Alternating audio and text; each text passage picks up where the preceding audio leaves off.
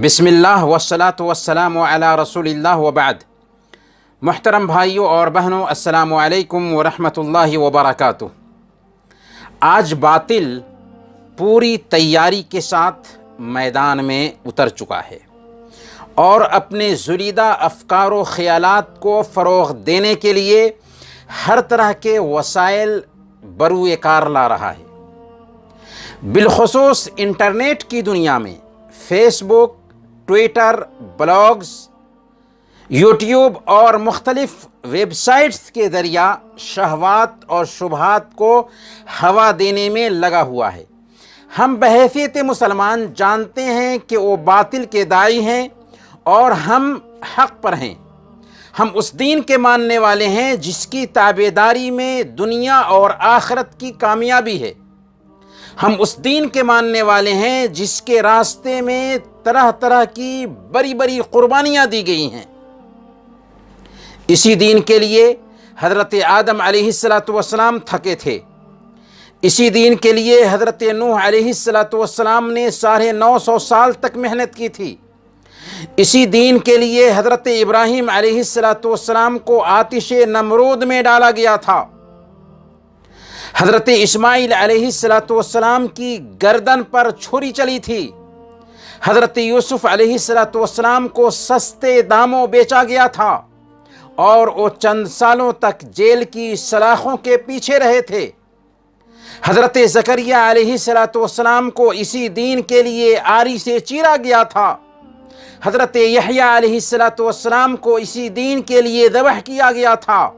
حضرت ایوب علیہ السلام نے اسی دین کے لیے سختیاں جھیلی تھیں۔ حضرت موسیٰ علیہ السلام نے اسی دین کے لیے بنو اسرائیل کے اکڑپن کو برداشت کیا تھا۔ حضرت عیسیٰ علیہ السلام کو اسی دین کے لیے سولی پر چڑھانے کی تدبیریں کی گئی تھیں، اور آخری نبی حضرت محمد صلی اللہ علیہ وسلم نے مسلسل 23 سال تک اسی دین کے لیے اذیتوں کا سامنا کیا تھا۔ اسی دین کے لیے آپ کو ساحر، کاہن اور دیوانہ کہا گیا تھا۔ آپ کے راستے میں کانٹے بچھائے گئے تھے۔ آپ کی گردن پر اونٹ کی اوجھریاں ڈالی گئی تھیں۔ آپ نے پتھر کھائے تھے۔ اسی دین کے لیے آپ کو گھر سے بے گھر کیا گیا تھا۔ آپ نے لڑائیاں لڑی تھیں۔ آپ کے دندان مبارک شہید ہوئے تھے اور بھوک کی سختی سے شکم مبارک پر پتھر اسی دین کے لیے باندھا تھا۔ پھر صحابہ کرام اور ہر دور میں اللہ والوں نے اس دین کے لیے جان و مال کی قربانیاں پیش کیں، تب جا کر یہ دین ہم تک پہنچا ہے۔ جی ہاں، اس دین کے راستے میں بڑی بڑی قربانیاں پیش کی گئی ہیں۔ اس دین کی خدمت جن و انس تو کیا، دنیا کی ساری مخلوق کر رہی ہے اور اپنے وجود سے اسلام کی گواہی دے رہی ہے۔ معمولی پرندہ، ہدہد پرندہ کے کردار پر غور کر کے دیکھ لیجئے۔ حضرت سلیمان علیہ السلام کو اللہ پاک نے جن و انس اور چرند و پرند پر اختیار دے رکھا تھا۔ ایک دن ہدہد پرندہ ان کی اجازت کے بغیر کہیں چلا گیا۔ کچھ ہی دیر میں ہدہد پرندہ آ کر جذبات بھرے لہجے میں رپورٹ پیش کرتا ہے کہ میں ملک سبا سے آ رہا ہوں، جہاں کی حکمراں ایک خاتون ہے۔ میں نے اسے اپنی قوم کے ساتھ سورج کی پوجا کرتے ہوئے دیکھا ہے۔ شیطان نے انہیں گمراہ کر رکھا ہے، اسی لیے اللہ کو چھوڑ کر سورج نمسکار، شمس پرستی میں لگے ہوئے ہیں۔ پھر حضرت سلیمان علیہ السلام کا دعوتی مکتوب لے کر ملکہ سبا کی خدمت میں یہ پرندہ پہنچتا ہے۔ ملکہ سبا نے حضرت سلیمان علیہ السلام سے ملاقات کیا، یہاں تک پوری قوم کے ساتھ ملک سبا اسلام کو اپنا لیتی ہے۔ عزیز دوست، یہ ایک پرندے کا کردار ہے جس کے اندر شرک کا منظر دیکھ کر دینی غیرت جاگ رہی ہے۔ پھر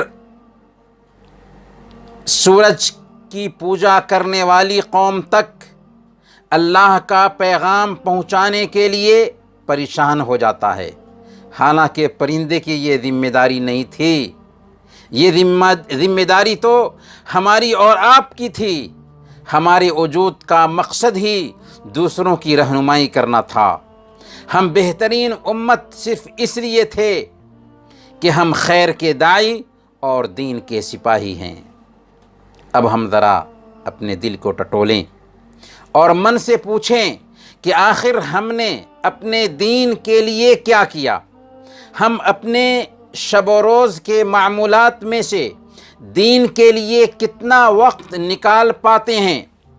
دنیا کے لیے ہماری جو منصوبہ بندی اور پلاننگ ہوتی ہے اس کا کتنا حصہ ہم دین کے لیے دے رہے ہیں؟ کیا یہ واقعہ نہیں کہ آج ہماری اکثریت صبح سے شام تک دنیاوی تقاضوں میں لگی ہوئی ہے؟ ہم دین کے لیے ہزاروں بہانے بناتے ہیں۔